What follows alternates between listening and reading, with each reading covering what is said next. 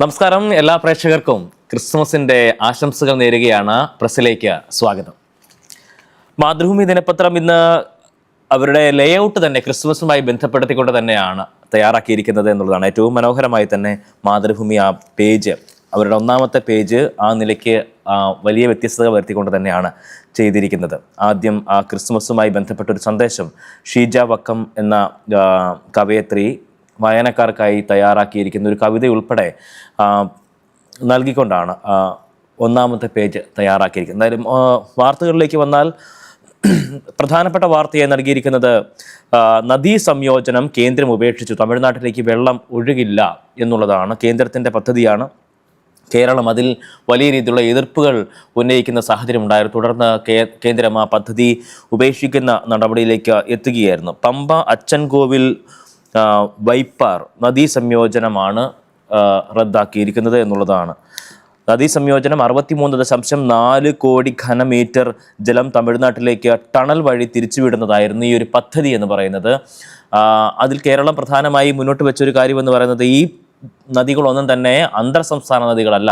അതുകൊണ്ട് തന്നെ അത് ഈ നിലയ്ക്ക് ഒരു നടപടിയിലേക്ക് വന്നാൽ അത് കേരളത്തിൻ്റെ അധികാരപരിധിയിലേക്ക് കേന്ദ്രത്തിൻ്റെ കടന്നുകയറ്റമായിട്ടേ കണക്കാക്കാൻ കഴിയുകയുള്ളൂ. അതുകൊണ്ട് ഇതിന് ഒരു തരത്തിലുള്ള അനുമതിയും നൽകാൻ പാടില്ല, ഈ പദ്ധതിയുമായി മുന്നോട്ട് പോകാൻ പാടില്ല എന്നുള്ള ശക്തമായിട്ട് നിലപാട് കേരളം സ്വീകരിക്കുകയും ഒടുവിൽ ആ പദ്ധതി കേന്ദ്രം ഉപേക്ഷിക്കുകയും ചെയ്യുകയായിരുന്നു. പമ്പ അച്ചൻകോവിൽ നദികളിൽ നിന്നും തമിഴ്നാട്ടിലേക്ക് വെള്ളം തിരിച്ചുവിടുന്നതിനുള്ള നദീ സംയോജന പദ്ധതി കേരളത്തിന്റെ എതിർപ്പിനെ തുടർന്ന് കേന്ദ്രം ഉപേക്ഷിച്ചു. പദ്ധതി നിർദ്ദേശം വന്ന 91 മുതൽ കേരളം നിരന്തരമായി ഉയർത്തുന്ന എതിർപ്പിനാണ് ഇപ്പോൾ അംഗീകാരമായിരിക്കുന്നത്. കഴിഞ്ഞ ദിവസം ഡൽഹിയിൽ ചേർന്ന ദേശീയ ജലവികസന ഏജൻസിയുടെ 39ാമത് വാർഷിക ജനറൽ ബോഡി യോഗത്തിലും നദികളുടെ അന്തർ സംസ്ഥാന യോജനത്തിനുള്ള പ്രത്യേക പദ്ധതിയുടെ 24ാമത് യോഗത്തിലുമാണ് തീരുമാനം ഉണ്ടായിരിക്കുന്നത്. 2 യോഗത്തിലും കേരളം കടുത്ത എതിർപ്പുയർത്തുന്ന സാഹചര്യം ഉണ്ടാവുകയും ചെയ്തു. എന്തായാലും ഇതുമായി ബന്ധപ്പെട്ട് മറ്റു ചില പദ്ധതികൾ കൂടി ഒഴിവാക്കപ്പെട്ടിട്ടുണ്ട്. അത് ഒഴിവാക്കിയ മറ്റു പദ്ധതികൾ, സംയോജന പദ്ധതികൾ എന്ന് പറയുന്ന അസാമിലെ ജോഗി ഘോഷ്, ടിസ്ത, ഫറാക്ക, ഒപ്പം തന്നെ കർണാടകയിലെ നേത്രാവതി, ഹേമാവതി പദ്ധതി നദികളെ സംയോജിപ്പിച്ചുകൊണ്ടുള്ള പദ്ധതി, ബീഹാറിലെ ഘോസി, മേച്ചി നദികളെ സംയോജിപ്പിച്ചുകൊണ്ടുള്ള പദ്ധതി, അങ്ങനെയുള്ള പദ്ധതികളും ഇതോടൊപ്പം തന്നെ ഉപേക്ഷിക്കുന്ന നിലയിലേക്ക് കാര്യങ്ങൾ എത്തിയിട്ടുണ്ട് എന്നുള്ളത് തന്നെയാണ്. ക്രിസ്മസുമായി ബന്ധപ്പെട്ട് അല്ലെങ്കിൽ ക്രിസ്മസ് ആഘോഷവുമായി ബന്ധപ്പെട്ട് ആഘോഷത്തിനെതിരെ വലിയ രീതിയിലുള്ള ഒരു ക്യാമ്പയിൻ പോലെ രാജ്യത്തിൻ്റെ വിവിധ ഭാഗങ്ങളിൽ, ഉത്തരേന്ത്യയിൽ ഉൾപ്പെടെ ശക്തമായ രീതിയിൽ നടക്കുന്ന സാഹചര്യങ്ങളൊക്കെ തന്നെ നമ്മൾ വാർത്തകളിലൂടെ കണ്ടതാണ്. ഒപ്പം തന്നെ ക്രിസ്മസിൻ്റെ അവധി ഒഴിവാക്കണം എന്നുള്ളൊരു കർശന നിർദ്ദേശം UP-യിൽ ഉൾപ്പെടെ നൽകുകയും ആ ദിവസം സ്കൂളുകൾക്കും അവധി ഉണ്ടായില്ല, കുട്ടികൾ കൃത്യമായും തന്നെ അന്ന് വരേണ്ടതാണ് എന്നുള്ള കർശന നിർദ്ദേശം UP സർക്കാർ എടുക്കുന്ന സാഹചര്യമൊക്കെ തന്നെ ഉണ്ടായിരുന്നു. എന്നാൽ സമാനമായ ആ രീതിയിൽ കേരളത്തിൽ ലോക് ഭവനിലും ഇത്തരത്തിലുള്ള ഒരു നടപടി ഉണ്ടായിരിക്കുന്നു എന്നുള്ളതാണ്. ലോക് ഭവനിൽ ക്രിസ്മസ് അവധി ഒഴിവാക്കി വ്യാഴാഴ്ച എല്ലാവരും ഹാജരാകണമെന്ന നിർദ്ദേശമായിരുന്നു ലോക് ഭവൻ കൺട്രോളറുടെ ഉത്തരവായി വന്നത്. എന്നാൽ ഇത് വിവാദമാവുകയും തുടർന്ന് അത് നിർബന്ധമില്ല എന്നുള്ള നിലയിലേക്ക് കാര്യങ്ങൾ തിരുത്തി അതിൻ്റെ വീണ്ടും സർക്കുലർ ഇറക്കുകയുമൊക്കെ തന്നെ ചെയ്യുന്ന ഒരു നിലയുണ്ടായിരുന്നു. എന്തായാലും ഇതുമായി ബന്ധപ്പെട്ട് വരുന്ന ഒരു വിശദീകരണം എന്ന് പറയുന്നത്, മുൻ പ്രധാനമന്ത്രി വാജ്പേയിയുടെ ജന്മദിനമാണ് വ്യാഴാഴ്ച, അത് ഗുഡ് ഗവേണൻസ് ഡേ ആയിട്ട് ആചരിക്കുന്നുണ്ട്, അതിൻ്റെ പരിപാടികൾ ഉള്ളതിനാലാണ് അവധി റദ്ദാക്കിയത് എന്നുള്ളതായിരുന്നു ഒരു വിശദീകരണമായി വന്നത്. ഇതേ കാരണം ചൂണ്ടിക്കാട്ടിയാണ് ഉത്തർപ്രദേശിലെ സ്കൂളുകൾക്കുൾപ്പെടെ അവധി റദ്ദാക്കിയുള്ള നടപടി ഉണ്ടായിരുന്നത്. ഇതിനെതിരെ മുഖ്യമന്ത്രി ഉൾപ്പെടെ വലിയ രീതിയിലുള്ള പരാമർശങ്ങൾ അല്ലെങ്കിൽ അതിനെ വിമർശിച്ചുകൊണ്ട് തന്നെ അദ്ദേഹം രംഗത്ത് വരികയും പൊതുസമൂഹവും ആ നിലയ്ക്കുള്ള നടപടികളെ വിമർശിക്കുന്ന രീതിയിൽ കാര്യങ്ങളൊക്കെ നമ്മൾ കാണുകയും ഒക്കെ തന്നെ ചെയ്തത്. എന്തായാലും ആ നിലയ്ക്ക് അതിൻ്റെ ഒരു രാഷ്ട്രീയം കൂടിയാണ് അതിൽ പറഞ്ഞു വെക്കുന്നത് എന്നത് എടുത്തു പറയേണ്ട ഒരു കാര്യം കൂടിയാണ്. മറ്റൊരു പ്രധാനപ്പെട്ട വാർത്ത എന്ന് പറയുന്നത്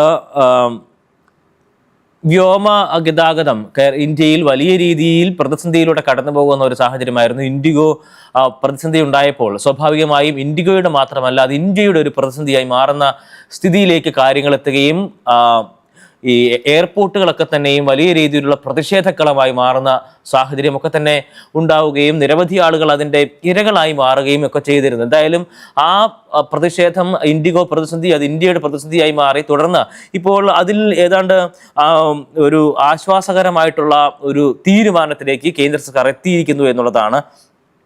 3 വിമാന കമ്പനികൾക്ക് പറക്കാൻ അനുമതി നൽകിക്കൊണ്ട് കേന്ദ്ര സർക്കാർ തീരുമാനമെടുത്തിരിക്കുന്നു എന്നുള്ളതാണ്. അതിൽ പ്രധാനപ്പെട്ട ഒരു കാര്യമെന്ന് പറയുന്നത് കേരളത്തിൽ നിന്നുള്ള ഒരു കമ്പനിക്കും അത്തരത്തിൽ അനുവാദമുണ്ട് എന്നുള്ളതാണ്. അതിൽ മലയാളികളെ സംബന്ധിച്ചിടത്തോളം ഏറ്റവും സന്തോഷകരമായിട്ടുള്ള അല്ലെങ്കിൽ സന്തോഷം നൽകുന്ന ഒരു കാര്യമായി നമുക്ക് മനസ്സിലാക്കാൻ കഴിയുന്നത്. ഇൻഡിഗോ വിമാന കമ്പനി ഉണ്ടാക്കിയ പ്രതിസന്ധിയുടെ പശ്ചാത്തലത്തിൽ വ്യോമയാന രംഗത്ത് മത്സരക്ഷമത ഉറപ്പാക്കാൻ 3 പുതിയ വിമാന കമ്പനികൾക്ക് അനുമതി നൽകി കേന്ദ്രം. കോഴിക്കോട് ആസ്ഥാനമായി പ്രവർത്തിക്കുന്ന അൽ ഹിന്ദ് എയർ, തെലങ്കാനയിലെ ഫ്ലൈ എക്സ്പ്രസ് എന്നീ കമ്പനികൾക്കാണ് കഴിഞ്ഞ ദിവസം കേന്ദ്ര വ്യോമയാന മന്ത്രാലയം NOC നൽകിയിരിക്കുന്നത്. ഉത്തർപ്രദേശിലെ ലക്നൗ ആസ്ഥാനമായി പ്രവർത്തിക്കുന്ന ശംഖ് എയറിന് നേരത്തെ തന്നെ NOC നൽകിയിരുന്നു. അങ്ങനെ ഈ 3 കമ്പനികൾക്കാണ് ഇത്തരത്തിൽ അനുമതി നൽകിയിരിക്കുന്നത്. 2026 മാർച്ചിൽ സർവീസ് തുടങ്ങുമെന്നാണ് വ്യോമയാന മന്ത്രാലയത്തിൻ്റെ അറിയിപ്പിൽ നമുക്ക് മനസ്സിലാക്കാൻ കഴിയുന്നത്. ഒപ്പം തന്നെ കൊച്ചി കേന്ദ്രീകരിച്ചിട്ടാവും അൽ ഹിന്ദ് അതിൻ്റെ പ്രവർത്തനങ്ങൾ നടത്തുക എന്നുള്ളതും ഈ വാർത്തയോടൊപ്പം തന്നെ ചേർത്ത് നൽകുന്നുണ്ട്. ആദ്യം ഏതാണ്ട് 7 വിമാനങ്ങളാവും സർവീസ് നടത്തുക. തിരുവനന്തപുരം, കൊച്ചി, കോഴിക്കോട് സർവീസ് ആയിരിക്കും ആദ്യഘട്ടത്തിൽ ഉണ്ടാവുക എന്നുള്ളതാണ് നമുക്ക് വാർത്തയിൽ നിന്ന് മനസ്സിലാക്കാൻ കഴിയുന്നത്.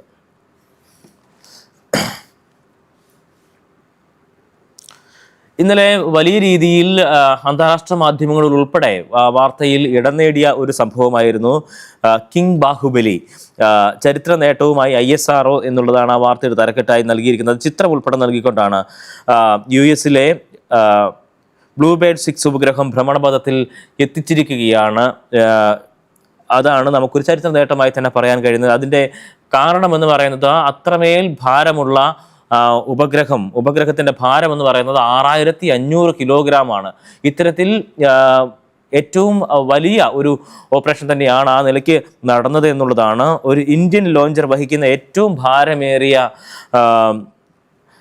പേലോഡാണ് ഇത് എന്നുള്ളതാണ് അതിൽ നൽകിയിരിക്കുന്ന വിശദീകരണം എന്ന് പറയുന്നത്. അതിൻ്റെ ഉപഗ്രഹവുമായി റോക്കറ്റ് കുതിച്ചുയരുന്ന ശ്രീഹരിക്കോട്ടയിൽ നിന്നും റോക്കറ്റ് കുതിച്ചുയരുന്നതിൻ്റെ ദൃശ്യം അല്ലെങ്കിൽ ആ ഫോട്ടോ ഉൾപ്പെടെ നൽകിക്കൊണ്ടാണ് അത് നൽകിയിരിക്കുന്നത്. ഒപ്പം ഇന്നലെ മുഖ്യമന്ത്രിയുടെ വാർത്താ സമ്മേളനമായിരുന്നു. നിരവധി കാര്യങ്ങൾ പറഞ്ഞു അദ്ദേഹം. അതിൽ പ്രധാനപ്പെട്ട ഒരു കാര്യം എന്ന് പറയുന്നത് നേറ്റിവിറ്റി കാർഡുമായി സർക്കാർ മുന്നോട്ട് പോകുന്നു എന്നുള്ളതാണ്. കേരളത്തിലുള്ള ആളുകൾക്ക് ഒരു തിരിച്ചറിയൽ കാർഡ് സംവിധാനം കൊണ്ടുവരുന്ന നടപടിയാണത്. അർഹരായവർക്കെല്ലാം ഫോട്ടോ പതിച്ച നേറ്റിവിറ്റി കാർഡ് നൽകാൻ സംസ്ഥാന സർക്കാർ. നേറ്റിവിറ്റി സർട്ടിഫിക്കറ്റിന് പകരമായി എക്കാലത്തും ഉപയോഗിക്കാവുന്നതും സംസ്ഥാന സർക്കാരുമായി ബന്ധപ്പെട്ട എല്ലാ സേവനങ്ങൾക്കും സാമൂഹ്യ ആവശ്യങ്ങൾക്കും ഉപയോഗിക്കാവുന്നതുമായ ആധികാരിക രേഖയായിട്ടാണ് ഇത് കണക്കാക്കുന്നത്. കാർഡിന് നിയമപ്രാബല്യം നൽകാൻ നിയമവകുപ്പുമായി ആലോചിച്ച് കരട് തയ്യാറാക്കാൻ റവന്യൂ വകുപ്പിനെ ചുമതലപ്പെടുത്തിയിട്ടുണ്ട് എന്നുള്ളതും മുഖ്യമന്ത്രി ഇന്നലെ വാർത്താ സമ്മേളനത്തിൽ പറഞ്ഞിരുന്നു. മറ്റ് ചില കാര്യങ്ങൾ കൂടി അദ്ദേഹം ഇന്നലത്തെ വാർത്താ സമ്മേളനത്തിൽ പറഞ്ഞിരുന്നു. അത് തെരഞ്ഞെടുപ്പ് തോൽവിയുമായി ബന്ധപ്പെട്ടാണ്. പ്രതീക്ഷിച്ച ഒരു ഫലമല്ല തെരഞ്ഞെടുപ്പിനുണ്ടായത്. പക്ഷേ ശബരിമല വിഷയം സംസ്ഥാനത്തൊരിടത്തും തോൽവിയുടെ കാരണമായിട്ടില്ല. തോൽവിക്ക് മറ്റ് പല കാരണങ്ങളും ഉണ്ടാകാം. അതെല്ലാം തന്നെ പരിശോധിക്കുകയാണ്, വേണ്ടി വന്നാൽ തിരുത്തും എന്നുള്ളൊരു കാര്യം അദ്ദേഹം പറഞ്ഞിരുന്നു. ഒപ്പം വെള്ളാപ്പള്ളി നടേശൻ വാഹനത്തിൽ കയറിയതിനെ ഇത്രമാത്രം വലിയൊരു മഹാ അപരാധമായി കണക്കാക്കേണ്ട കാര്യമില്ല എന്നുള്ളൊരു നിലപാട് കൂടി അദ്ദേഹം ആ വിഷയത്തിൽ പറഞ്ഞു വെക്കുകയും ചെയ്തിട്ടുണ്ട്. വെള്ളാപ്പള്ളിയുടെ വിദ്വേഷ പ്രസംഗങ്ങളെക്കുറിച്ചൊക്കെ തന്നെ ഉള്ള ചോദ്യങ്ങൾ മാധ്യമപ്രവർത്തകരുടെ ഭാഗത്ത് നിന്ന് മുഖ്യമന്ത്രിയോടുണ്ടായിരുന്നു. പക്ഷേ അതിനൊക്കെയും തന്നെ അത്തരത്തിലൊരു മറുപടി അദ്ദേഹത്തിൻ്റെ ഭാഗത്തു നിന്നും ഉണ്ടായില്ല. അതിനൊക്കെയും വെള്ളാപ്പള്ളി തന്നെ അതിൻ്റെ വിശദീകരണം നടത്തിയിട്ടുണ്ടല്ലോ എന്നുള്ള ഒരു മറുപടിയായിരുന്നു മുഖ്യമന്ത്രിയും നടത്തിയത്.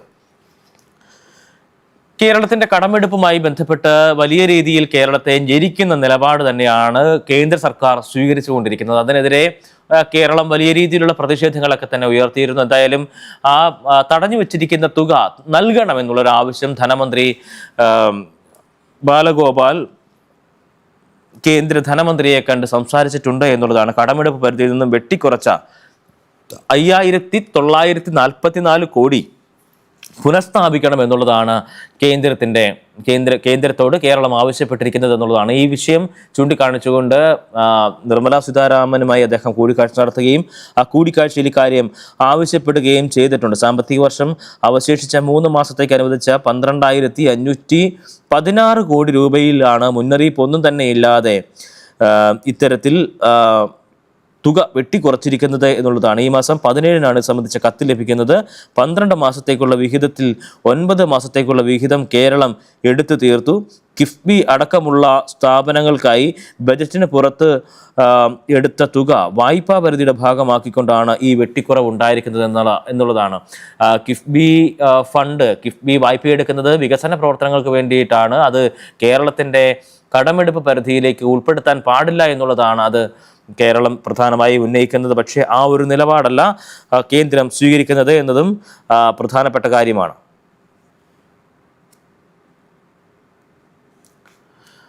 തങ്കയങ്കി നാളെ എത്തും. മണ്ഡലപൂജയ്ക്ക് ഒരുങ്ങി സന്നിധാനം. ഇനിയിപ്പോൾ ശബരിമലയിൽ മണ്ഡലപൂജയ്ക്ക് മുന്നോടിയായി തങ്കയങ്കി ഘോഷയാത്ര വെള്ളിയാഴ്ച സന്നിധാനത്തെത്തും. ശനിയാഴ്ചയാണ് മണ്ഡലപൂജ നടക്കുക. തങ്കയങ്കി ഘോഷയാത്ര ചൊവ്വാഴ്ച ആറന്മുള പാർത്ഥസാര ക്ഷേത്രത്തിൽ നിന്ന് പുറപ്പെട്ടിട്ടുണ്ട്. വ്യാഴാഴ്ച കോന്നിയിൽ തുടങ്ങി പെരുന്നാട് അവസാനിക്കുന്ന നിലയിലാണ് ക്രമീകരിച്ചിരിക്കുന്നത്. വെള്ളിയാഴ്ച ഉച്ചയ്ക്ക് 1:30 പമ്പയിലെത്തുക. വൈകിട്ട് 5-ന് ശരംകുത്തിയിൽ ആചാരപൂർവ്വം തങ്കയങ്കിയെ സ്വീകരിച്ച് സന്നിധാനത്തേക്ക് എത്തിക്കുകയാണ് ചെയ്യുക.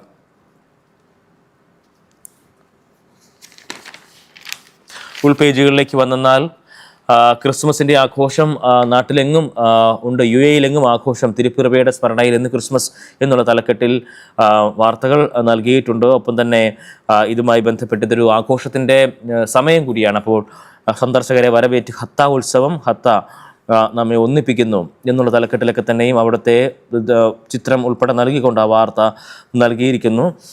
അപ്പം ആരോഗ്യ സംരംഭങ്ങൾ പരിശോധിച്ച് ഷെയ്ഖ് ഹംദാൻ എന്നുള്ള തലക്കെട്ടിൽ ചിത്രം ഉൾപ്പെടെ നൽകിക്കൊണ്ട് വാർത്ത നൽകിയിരിക്കുന്നത്. എമിറേറ്റിലെ ആരോഗ്യ മേഖലയിലെ പുത്തൻ നേട്ടങ്ങളും സംരംഭങ്ങളും UAE ഉപപ്രധാനമന്ത്രിയും പ്രതിരോധ മന്ത്രിയും ദുബായ് കിരീടാവകാശിയും ദുബായ് എക്സിക്യൂട്ടീവ് കൗൺസിൽ ചെയർമാനുമായ Sheikh Hamdan bin Mohammed bin Rashid Al Maktoum അവലോകനം ചെയ്തു. പൊതുജനാരോഗ്യം മെച്ചപ്പെടുത്താൻ ലക്ഷ്യമിട്ടുള്ള വിവിധ പദ്ധതികളും സംരംഭങ്ങളുമാണ് ദുബായ് ഹെൽത്ത് സെൻ്ററിൻ്റെ ആസ്ഥാനത്തെത്തി പരിശോധിച്ചത് എന്നുള്ളതാണ്. ഒപ്പം ഡെസേർട്ട് പോലീസ് പാർക്കിൽ വാരാന്ത്യങ്ങളിൽ പ്രവേശനം സർക്കാർ ജീവനക്കാർക്ക് മാത്രമായി പരിമിതപ്പെടുത്തിയിട്ടുണ്ട്. ബാക്കി ഉള്ള ദിവസങ്ങളിലാണ്, അതായത് ശനി ഞായർ ദിവസങ്ങളിൽ സർക്കാർ ജീവനക്കാർക്കും അവരുടെ കുടുംബങ്ങൾക്കും മാത്രമായിരിക്കും ഇത്തരത്തിൽ ഒരു അവിടെ സന്ദർശനം ഉണ്ടാവുക. പൊതുജനങ്ങൾക്ക് അവിടേക്ക് പ്രവേശനം ഈ 2 ദിവസങ്ങളിൽ മാത്രം ഉണ്ടാവില്ല എന്നുള്ളതാണ് പ്രധാനമായി. നമ്മൾ ഉൾപ്പെടെ ഇന്നലെയും ആ വാർത്ത നമ്മൾ നൽകിയിരുന്നു. അജ്മാൻ ഹാഫ് മാരത്തണായി റോഡുകൾ അടച്ചിടുമെന്നുള്ളൊരു അറിയിപ്പ് കൂടി ഇതോടൊപ്പം ഉണ്ട്. അജ്മാൻ ഹാഫ് മാരത്തണായി എമിറേറ്റിലെ ചില റോഡുകൾ ഞായറാഴ്ച താൽക്കാലികമായി അടച്ചിടുമെന്ന് പോലീസ് അറിയിച്ചിട്ടുണ്ട്. രാവിലെ 5:30 മുതൽ 9:30 വരെയായിരിക്കും റോഡുകൾ അടച്ചിടുക. കായിക പരിപാടിയുടെ സുഗമമായിട്ടുള്ള നടത്തിപ്പിനായി എല്ലാവരും സഹകരിക്കണമെന്നും ഡ്രൈവർമാർ ഗതാഗത നിയന്ത്രണങ്ങൾ പാലിക്കണമെന്നും പോലീസ് ആവശ്യപ്പെട്ടിട്ടുണ്ട്. കാലതാമസം ഒഴിവാക്കാൻ ബദൽ റൂട്ടുകൾ ഉപയോഗിക്കണമെന്നുള്ള നിർദ്ദേശവും ഇതോടൊപ്പം തന്നെ നൽകുകയും ചെയ്യുന്നുണ്ട്.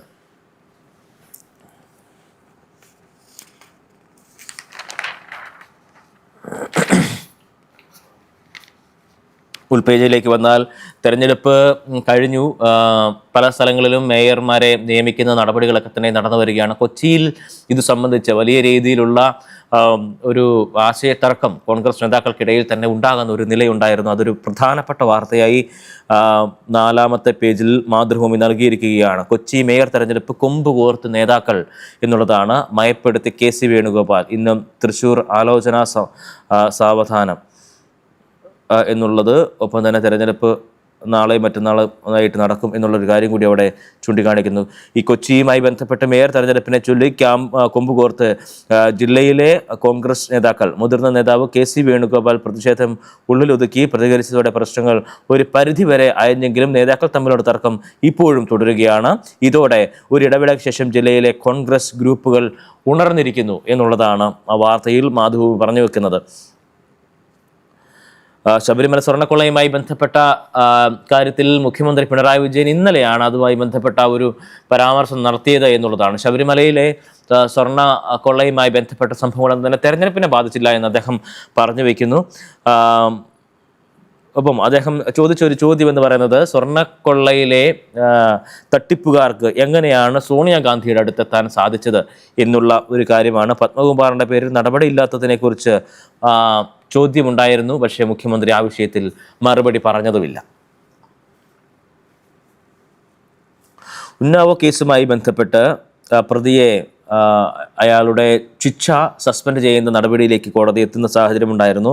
അതുമായി ബന്ധപ്പെട്ട അതിജീവിതയും അമ്മയും പ്രതിഷേധവുമായി രംഗത്ത് വരുന്ന സാഹചര്യമുണ്ടായിരുന്നു. ഞങ്ങളെ പിടിച്ച് ജയിലിലിടുക, അല്ലെങ്കിൽ ഞങ്ങൾക്ക് അതിനുള്ള സുരക്ഷയില്ല എന്നുള്ളതാണ്. അയാളെ പുറത്തിറക്കിയാൽ ഞങ്ങളെ ജയിലിലിട്ടേക്കൂ എന്നുള്ള ഒരു തീരുമാനമാണ് അവർ പറഞ്ഞത്. അത്രമാത്രം ഭീതിയോടുകൂടിയാണ് അവരവിടെ ജീവിക്കുന്നത് എന്നുള്ളതാണ്. കാരണം സർവ്വ സംവിധാനങ്ങളും അദ്ദേഹത്തിന്, അയാൾക്ക്, ഈ പ്രതിയായ ആൾക്ക് അനുകൂലമായി നിൽക്കുന്ന ഒരു സാഹചര്യമാണ്. ജീവന് പോലും ഭീഷണി ഉണ്ടാകുന്ന തരത്തിൽ തന്നെയാണ് ഈ അതിജീവിതയും അവരുടെ കുടുംബവും ഉള്ളത് എന്നുള്ളതാണ് ഏറ്റവും പ്രധാനപ്പെട്ട കാര്യമായി ചൂണ്ടിക്കാണിക്കുന്നത് എന്നുള്ളതാണ്.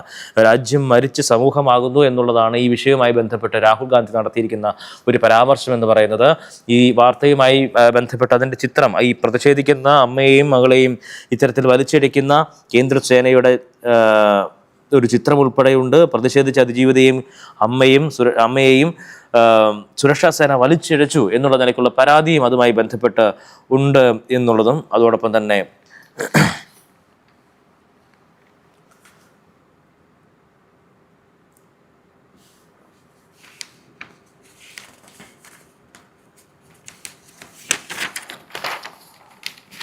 എഡിറ്റോറിയൽ പേജിലേക്ക് വന്നാൽ ക്രിസ്മസുമായി ബന്ധപ്പെട്ട സന്ദേശങ്ങളൊക്കെ തന്നെയാണ് പ്രധാനമായും ഉള്ളത്. നിന്ദ്യമായ ആക്രമണങ്ങൾ എന്നുള്ളതാണ് മാതൃഭൂമി അവരുടെ എഡിറ്റോറിയലായി തയ്യാറാക്കിയിരിക്കുന്നത്. ക്രിസ്തീയ സഭാ അധ്യക്ഷന്മാരെയും മറ്റും BJP നേതൃത്വവും കേന്ദ്ര ഭരണാധികാരികളും നല്ല ബന്ധം പുലർത്തുമ്പോഴും രാജ്യത്ത് കുറേ നാളായി ക്രിസ്ത്യാനികൾക്ക് നേരെ ആക്രമണങ്ങൾ വർദ്ധിക്കുകയാണ് എന്നുള്ളതാണ് ആ വാർത്ത, അല്ലെങ്കിൽ ആ ഒരു വിഷയം അവതരിപ്പിച്ചുകൊണ്ട് മാതൃഭൂമി അവരുടെ എഡിറ്റോറിയൽ തയ്യാറാക്കിയിരിക്കുന്നത് എന്നുള്ളതാണ്. കഴിഞ്ഞ കുറേ ദിവസങ്ങളായി നമ്മൾ ആദ്യത്തെ വാർത്തയിൽ തന്നെ അതുമായി ബന്ധപ്പെട്ട കാര്യങ്ങൾ പറഞ്ഞു വയ്ക്കുന്ന സാഹചര്യമുണ്ടായിരുന്നു. അപ്പോൾ അത്തരത്തിലുള്ള സംഭവങ്ങൾ ആവർത്തിക്കപ്പെടുന്നതിനെക്കുറിച്ച് കേരളത്തിൽ ഉള്ള മതമേലധ്യക്ഷന്മാർക്ക് അതിനെക്കുറിച്ചുള്ള ഒരു തരത്തിലുള്ള ധാരണകളും ഇല്ലാതെ പോകുന്നു, അല്ലെങ്കിൽ അവരുടെ കണ്ണിൽ അത് പെടുന്നില്ല എന്നുള്ളത് കൂടി പ്രത്യേകമായി എടുത്തു പറയേണ്ട ഒരു കാര്യം കൂടിയാണ്. ISR 2002 പട്ടികയുമായി ഒത്തുചേരാത്തത് 19.32 ലക്ഷം വോട്ടർമാർ എന്നുള്ളതാണ് അതിന് കാരണം. പേര് വെട്ടിയാൽ കാരണം പറയണം എന്നുള്ളതും ഒപ്പം തന്നെ ഉണ്ട് എന്നുള്ളതും ആ വാർത്തയിലേക്ക് പോയെന്നാൽ ISRന്റെ ഭാഗമായി ഹിയറിങ്ങിന് ശേഷം പട്ടികയിൽ നിന്നും ഒഴിവാക്കിയാൽ വോട്ടറോട് കൃത്യമായിട്ടുള്ള കാരണം പറയണം എന്നുള്ളതാണ് നിർദ്ദേശം. ഹിയറിങ്ങിൻ്റെ സമയം നിശ്ചയിച്ച് BLO മുഖേന നൽകുന്ന നോട്ടീസിലും ഹാജരാകേണ്ടതിൻ്റെ കാരണം അറിയിക്കണം. മുഖ്യ തെരഞ്ഞെടുപ്പ് ഓഫീസർ ആണ് ഇത്തരത്തിൽ ഒരു നിർദ്ദേശം BLOമാർക്കും നൽകിയിരിക്കുന്നത് എന്നുള്ളതാണ്. എന്യൂമറേഷൻ ഫോമിൽ നൽകിയിരിക്കുന്ന വിവരങ്ങൾ പൂർണ്ണമല്ലെങ്കിലോ തെറ്റായിട്ടുള്ള വിവരങ്ങൾ ഉണ്ടെങ്കിലോ 2002 വോട്ടർ പട്ടികയുമായി ചേരുന്നില്ലെങ്കിലോ ഹിയറിംഗ് ഉണ്ടാകും. 2002 വോട്ടർ പട്ടികയുമായി ഒത്തുചേരാത്ത 19.32 ലക്ഷം വോട്ടർമാരുള്ള ആണ് നിലവിലുള്ളത്. ആ കാര്യങ്ങളെല്ലാം തന്നെ ഇത് പറഞ്ഞിട്ടുണ്ട്. ഹിയറിങ്ങിന് 2 അവസരമാണ് ഉള്ളത് എന്നുള്ളതും കരട് വോട്ടർ പട്ടികയിൽ പേര് തിരയാനായിട്ടുള്ളൊരു നടപടിക്രമങ്ങളൊക്കെ തന്നെയുണ്ട്. അതും മാതൃഭൂമി ഒരു ഗ്രാഫിക്കൽ റെസ്പോൺസ് അല്ലെങ്കിൽ ഒരു റെപ്രസെൻറ്റേഷനിലൂടെ തന്നെ അത് കാണിച്ചിട്ടുണ്ട് എന്നുള്ളതാണ്.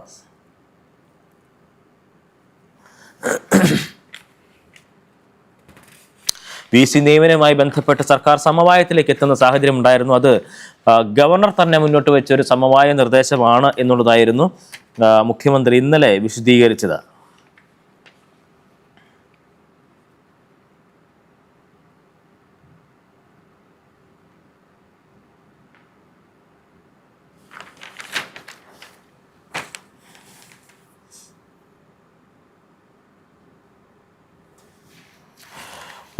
സ്പോർട്സ് പേജിലേക്ക് വന്നാൽ സ്പോർട്സ് പേജിൽ വളരെ കളർഫുൾ ആയിട്ടുള്ള ഒരു പേജ് തന്നെയാണ്. ഇന്നലത്തെ ഇന്ത്യയുടെ ഒരു ക്രിക്കറ്റ് ലോഗോ നോക്കിയാലും ആ നിലയ്ക്ക് തന്നെ നമുക്ക് കാണാം. വലിയ രീതിയിലുള്ള ഒരു കളർഫുള്ളായി തന്നെ നമുക്ക് അനുഭവപ്പെടുന്ന രീതിയിലായിരുന്നു. വിജയ് ഹസാരെ ട്രോഫി മത്സരങ്ങൾ നടക്കുകയാണ്. ഇന്നലെ 19ഓളം മത്സരങ്ങളാണ് ഇന്നലെ ഉണ്ടായിരുന്നത് എന്നുള്ളതാണ്. അതിൽ വലിയ രീതിയിലുള്ള റൺ ചേസുകൾ, സെഞ്ചുറി ആഘോഷങ്ങളൊക്കെ തന്നെയും ഇന്നലെ കാണുന്ന സാഹചര്യമുണ്ടായി. അതുകൊണ്ട് തന്നെയാണ് റൺ മഴയെന്നോ പ്രവാഹമെന്നോ പറഞ്ഞാൽ മതിയാകില്ല. ഇത് ബാറ്റിംഗ് വിസ്ഫോടനമാണ്. സൂപ്പർ താരങ്ങളെല്ലാം കളത്തിലിറങ്ങിയ വിജയ് ഹസാര ട്രോഫിയിൽ ആദ്യ ദിനം പിറന്നതും ഒരു ഇരട്ട സെഞ്ചുറി അടക്കം 22 സെഞ്ചുറികളാണ്. ലിസ്റ്റ് എ ക്രിക്കറ്റിൽ ഏറ്റവും ഉയർന്ന സ്കോറും ഇന്ത്യക്കാരൻ്റെ വേഗമേറിയ സെഞ്ചുറിയും പ്രായം കുറഞ്ഞ താരത്തിൻ്റെ സെഞ്ചുറിയും ആദ്യ ദിനം തന്നെ പിറക്കുകയും ചെയ്തു. ഇന്നലെ രോഹിത് ശർമ്മയെയും വിരാട് കോഹ്ലിയും ഇഷാൻ കിഷനും സൂര്യവംശിയും ഒക്കെ തന്നെ നിറഞ്ഞാടിയ മത്സരങ്ങളായിരുന്നു നമുക്ക് കാണാൻ കഴിഞ്ഞത്. അതുകൊണ്ട് തന്നെ വിജയ് ഹസാരെ ക്രിക്കറ്റിൽ ഇന്നലെ വരെ ഉണ്ടായിരുന്ന, അല്ലെങ്കിൽ ഇതിനു മുമ്പുണ്ടായിരുന്ന ആ ഒരു താരപരിവേഷം, അതിൻ്റെ അപ്പുറത്തേക്ക് ഇന്നലെ അതിനൊരു വലിയ താരപരിവേഷം കൂടി കിട്ടി എന്നുള്ളത് തന്നെയാണ് മറ്റൊരു പ്രധാനപ്പെട്ട കാര്യമായി പറയാൻ കഴിയുന്നത്. എന്തായാലും ബൗളർമാരുടെ ശവപ്പറമ്പായി ഇത്തരത്തിൽ ഗ്രൗണ്ടുകൾ മാറി എന്നുള്ളതാണ് നമുക്ക് അതിൽ നിന്നും മനസ്സിലാക്കാൻ കഴിയുന്നതും. വലിയ രീതിയിൽ വിരാട് കോഹ്ലി 131 റൺസാണ് അടിച്ചത്. എന്തായാലും ഈ സെഞ്ചുറികൾക്കെല്ലാം ഇടയിൽ ഒരു ഡബിൾ സെഞ്ചുറി ഉൾപ്പെടെ പിറക്കുന്ന സാഹചര്യവും ഉണ്ടായി എന്നുള്ളതും എടുത്തു പറയേണ്ട കാര്യം തന്നെയാണ്. മറ്റു പത്രങ്ങൾ കൂടി നമുക്ക് വളരെ വേഗത്തിലൊന്ന് പോകേണ്ടതുണ്ട്.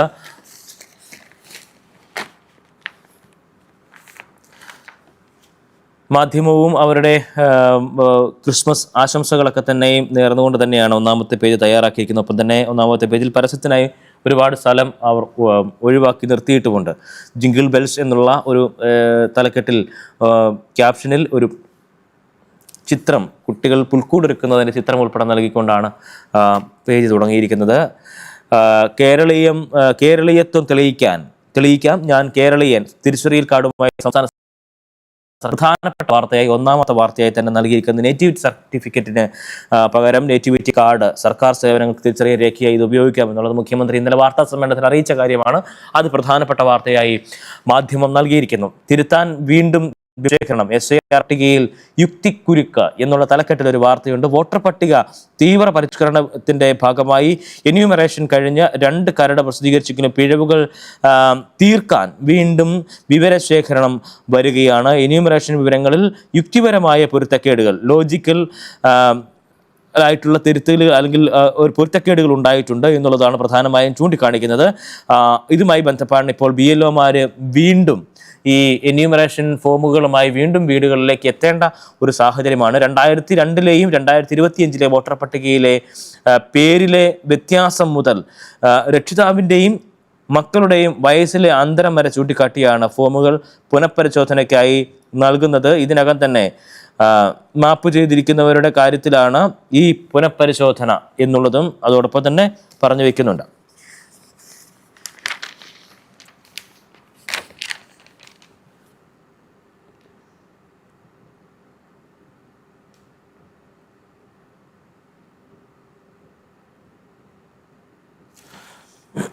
UAE-യിൽ നവജാത ശിശുക്കളുടെ ജനന സർട്ടിഫിക്കറ്റ് ഉൾപ്പെടെയുള്ള ഔദ്യോഗിക രേഖകൾ ശരിയാക്കുന്ന നടപടിക്രമങ്ങൾ കൂടുതൽ ലഘൂകരിക്കുന്ന നടപടികളിലേക്ക് എത്തിയിട്ടുണ്ട് അധികൃതർ. നമ്മൾ ഇന്നലെ നൽകിയ വാർത്തയാണ്, മിനിങ്ങാന്ന് നൽകിയ വാർത്തയാണ്.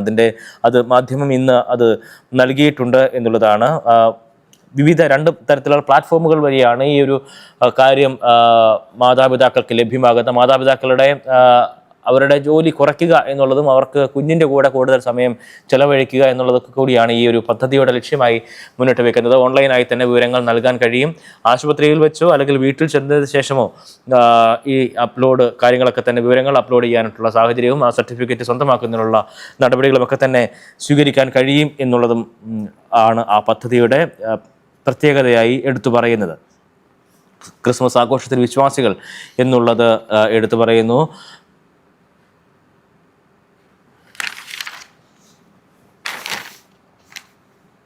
ബാഹുബലി ഉയർത്തി 6100 കിലോഗ്രാം എന്നുള്ള തലക്കെട്ടിൽ ഇന്നലത്തെ ISROയുടെ വിക്ഷേപണം, അതിൻ്റെ ചിത്രവും നൽകി വാർത്ത നൽകിയിരിക്കുന്നു. ഒപ്പം തന്നെ കൊച്ചി മേയറെ പുതുതായി നിയമിച്ചതുമായി ബന്ധപ്പെട്ട് കോൺഗ്രസ് വലിയ രീതിയിലുള്ള അഭിപ്രായ വ്യത്യാസങ്ങൾ ഉണ്ടാകുന്നു. ആ വാർത്ത മാധ്യമവും നൽകിയിട്ടുണ്ട്. ദീപിക്ക് പിന്തുണയുമായി കൂടുതൽ നേതാക്കൾ രംഗത്ത്. കോർ കമ്മിറ്റി ചേർന്നില്ല, ദീപ്തി മേരി വർഗീസ് ആ വിഷയത്തിൽ അവരുടെ പ്രതികരണം ആ നിലയ്ക്കായിരുന്നു ഉണ്ടായത്. ശബരിമല കാര്യമായിട്ട് ബാധിച്ചില്ല എന്ന് മുഖ്യമന്ത്രി പറയുന്ന സാഹചര്യമുണ്ടായി. വെള്ളാപ്പള്ളിയെ തൊട്ടുകൂടാൻ പറ്റാത്ത ആളാണോ എന്നുള്ളൊരു ചോദ്യം മുഖ്യമന്ത്രി ഇന്നലെ ചോദിക്കുന്ന സാഹചര്യമുണ്ടായി. MT വാസുദേവൻ നായരുടെ വിയോഗത്തിന് ഒരു വർഷം പൂർത്തിയാകുന്ന ദിവസം കൂടിയാണ് എന്നുള്ളത് കൂടി ഇന്നത്തെ ഒരു പ്രത്യേകതയാണ്. ഓർമ്മകളിൽ മഞ്ഞു പെയ്യുന്നു, MD ഇല്ലാത്ത മലയാളത്തിനൊരാണ്ട് എന്നുള്ളതാണ് അതിൻ്റെ തലക്കെട്ടായി നൽകിയിരിക്കുന്നത്. സിത്താരയിൽ MDയുടെ മേശയും കസേരയും അവിടെ ഇങ്ങനെ ശൂന്യമായി കിടക്കുന്നതിൻ്റെ ചിത്രം ഉൾപ്പെടെ നൽകിക്കൊണ്ടാണ് വാർത്ത.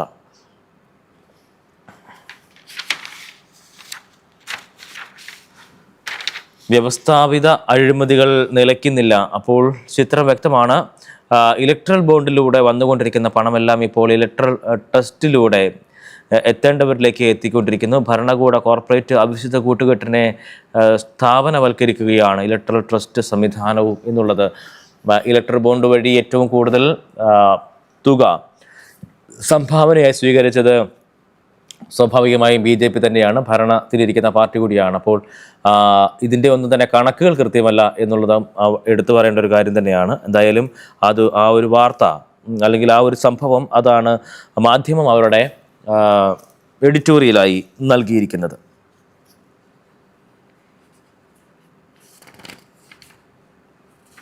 ഉന്നാവോ പീഡനം, പ്രതിക്ക് ശിക്ഷയിളവ്, പ്രതിഷേധിച്ച അതിജീവിതയ്ക്ക് നേരെ പോലീസിൻ്റെ അതിക്രമം എന്നുള്ള നിലയ്ക്ക് ഒരു 4-5 വാർത്ത മാധ്യമവും നൽകിയിട്ടുണ്ട്. ഇതെന്ത് നീതി എന്ന ഒരു ചോദ്യം രാഹുൽ ഗാന്ധി ഈ വിഷയത്തിൽ ചോദിക്കുകയും ചെയ്യുന്നുണ്ട്.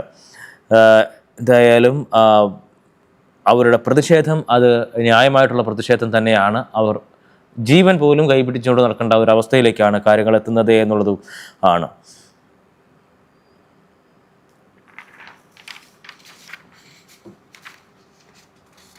കൊച്ചിയിലെ ബാങ്കുകളിലുണ്ട് അവകാശികളില്ലാത്ത 307 കോടി എന്നുള്ളതാണ് ഒരു വാർത്ത. അവകാശികളെ കണ്ടെത്തുന്നതിന് പ്രത്യേക ക്യാമ്പ് 29-ന് നടത്തുന്നുണ്ട്. കൊച്ചിയിലെ വിവിധ ബാങ്കുകളിൽ അവകാശികളില്ലാതെ 307.69 കോടി രൂപയുടെ നിക്ഷേപം.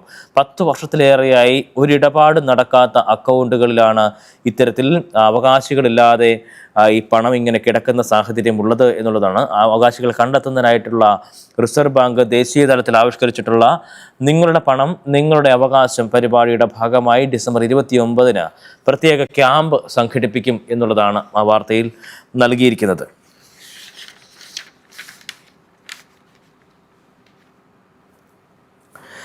സ്പോർട്സ് പേജിലേക്ക് വന്നാൽ വളരെ കാര്യമായി തന്നെ നമ്മൾ മാതൃഭൂമിയിൽ കണ്ടതിന് സമാനമായ രീതിയിൽ തന്നെ ഉള്ളതാണ് ഈ മാധ്യമത്തിൻ്റെയും സ്പോർട്സ് പേജ് എന്നതാണ്.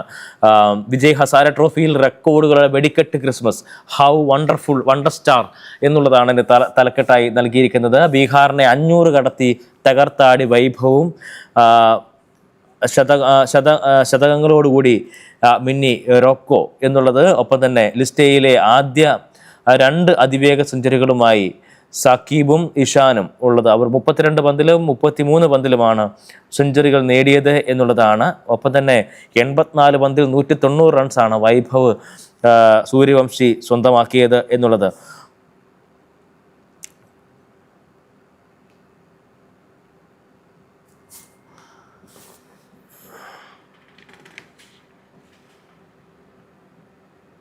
നാളെ ഗ്രീൻഫീൽഡ് സ്റ്റേഡിയത്തിൽ ഇന്ത്യ ശ്രീലങ്ക മത്സരം നടക്കാനിരിക്കുകയാണ്. അപ്പോൾ സ്വാഭാവികമായി ഇന്ത്യൻ താരങ്ങൾ ഇന്നലെ എത്തിയിട്ടുണ്ട്. അതുമായി ബന്ധപ്പെട്ട വാർത്തയും ഇതോടൊപ്പം തന്നെ നൽകുന്നുണ്ട്. ലോകരാജ്ഞിമാരെത്തി, കളിവട്ടത്തിൽ കാര്യവട്ടം എന്നുള്ളതാണ് തലക്കെട്ടായി നൽകിയിരിക്കുന്നത്. ഇന്ത്യ ശ്രീലങ്ക 3ാം വനിതാ T20 നാളെ ഗ്രീൻഫീൽഡ് സ്റ്റേഡിയത്തിൽ നടക്കും. സ്മൃതി മന്ദാനയും ഉൾപ്പെടെയുള്ള താരങ്ങൾ അവിടേക്ക് എത്തുന്നതിൻ്റെ ചിത്രം ഉൾപ്പെടെ നൽകിക്കൊണ്ടാണ് നൽകിയിരിക്കുന്നത്. സുനാമി ഓർമ്മകൾക്ക് 21 ആണ്ട് പൂർത്തിയാകുന്ന ദിവസം കൂടിയാണ്. ദുരന്ത വാർഷികാചരണം നാളെ നടക്കും എന്നുള്ളതാണ്. അതോടൊപ്പം ആറാട്ടുപുഴ ഗ്രാമത്തിലാണ് ഈ ഒരു അനുസ്മരണ പരിപാടി നടക്കുന്നത്.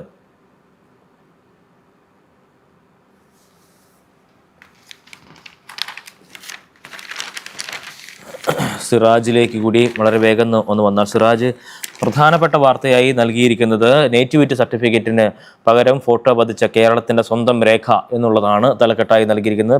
വലിയ പ്രാധാന്യത്തോടെ ആ വാർത്ത നൽകിയിരിക്കുന്നു സിറാജ്. ഒപ്പം തന്നെ ആകാശ പ്രതിസന്ധി, പറന്നുയരാൻ 3 വിമാനങ്ങൾക്ക് കൂടി അനുമതി എന്നുള്ളതാണ്, വിമാന കമ്പനികൾ കൂടി അനുമതി എന്നുള്ളതാണ്. കേരളത്തിൽ നിന്നും അൽ ഹിന്ദ് എയർ ഒപ്പം അതും വളരെ പ്രാധാന്യത്തോടെ തന്നെ നൽകിയിട്ടുണ്ട്.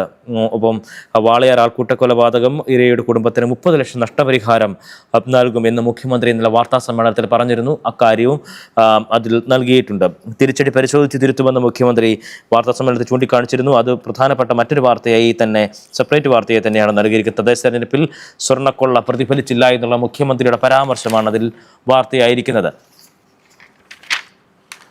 വ്യാജ ടിക്കറ്റ് തട്ടിപ്പ് ഈ മുന്നറിയിപ്പ് പോലീസ് നൽകുന്നുണ്ട്. UAE-യിൽ വിവിധങ്ങളായിട്ടുള്ള സംഗീത പരിപാടികൾ ഉൾപ്പെടെയുള്ള പരിപാടികൾ നടക്കുന്ന ഘട്ടത്തിൽ ഇത്തരത്തിൽ വ്യാജ ടിക്കറ്റുമായി ബന്ധപ്പെട്ട തട്ടിപ്പുകളൊക്കെ തന്നെ നടക്കാനുള്ള സാധ്യത കണക്കാക്കിക്കൊണ്ട് തന്നെയാണ് ഇത്തരത്തിൽ ഒരു നിർദ്ദേശം പോലീസിൻ്റെ ഭാഗത്തുനിന്നുണ്ടാകുന്നത്. ഇന്നലെ നമ്മളും NTV-യും ആ വാർത്ത വളരെ പ്രാധാന്യത്തോടു കൂടി തന്നെ ആ ഒരു മുന്നറിയിപ്പ് വാർത്ത നൽകിയിരുന്നു. ദുബായിൽ ഒറ്റത്തവണ ഉപയോഗ പ്ലാസ്റ്റിക് നിരോധനം ജനുവരി 1 മുതൽ കർശനമായിട്ട് നടപ്പിലാക്കുകയാണ് എന്നുള്ളതും പ്രധാനപ്പെട്ട വാർത്തയെ നൽകിയിരുന്നു. നമ്മൾ ഉൾപ്പെടെയുള്ള മാധ്യമങ്ങളും ആ വാർത്ത നൽകിയിരുന്നു. നല്ല ഒരു ക്രിസ്മസ് ദിനം ആശംസിച്ചുകൊണ്ട് ഇന്നത്തെ പ്രസ് അവസാനിപ്പിക്കുകയാണ്. നന്ദി, നമസ്കാരം.